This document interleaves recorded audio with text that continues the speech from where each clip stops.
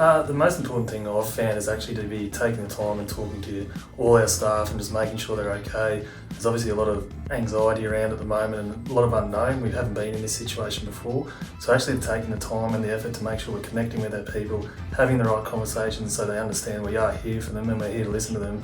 And we're all in it together is the most important thing that I've observed over the last 3 to 6 months now. The biggest one to the business community and especially to our leaders is not to pretend to have all the answers. This is very unknown, it's new to everyone, and unless we were around when the Spanish flu was around, we haven't been through this before. So if we pretend that we know what we're doing and we're going through this, our staff will see straight through that. So it's really about being on this journey together and working through things together and actually learning from everything we do day to day, what works well and what doesn't work well, and take those learnings and move forward. So one of the really positive things is actually we've had to rethink about the way we do things and certain things like the training, where a lot of that's been face-to-face and those kind of things. We've really gone virtual and trying to get that new way of thinking, and we're taking that stuff forward, and that's probably going to be the norm now, moving everything. So it's reducing costs, it's reducing effort, it's, just we've been put in this situation, but we're getting some really good positive outcomes from it that we will take forward in the business in future years to come. Also, I obviously look after the operational side of our workforce, so they haven't been working from home, they've still been out there day in, day out. They've had some massive challenges, I guess, with people working from home and school at home. We normally have planned outages and everything like that during the week, so they've been met with some community frustration when we're turning off power and everything, but they fully understand and they've really worked through it, and I can't be more proud of what they've done.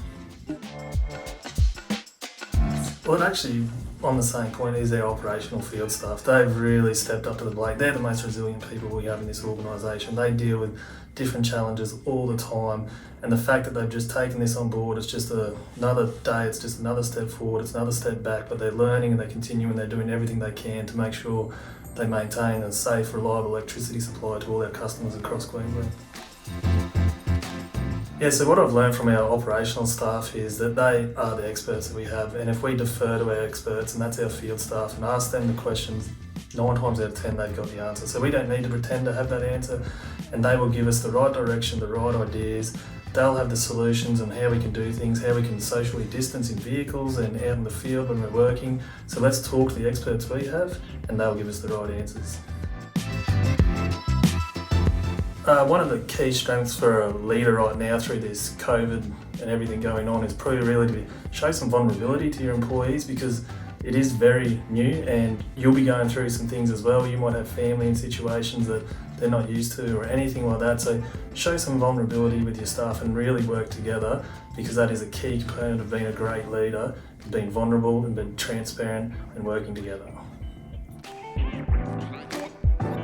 So just probably to remember that we are all in this together and that we've got to work together. We've got to adhere to what the government's telling us to do around social distance and everything like that. We really want our business community to get back up on its feet as quickly as possible.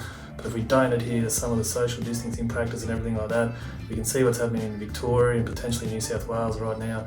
So we really want to make sure that Queensland and the local business community around the Mackay and the coalfields really gets on its feet as soon as it can.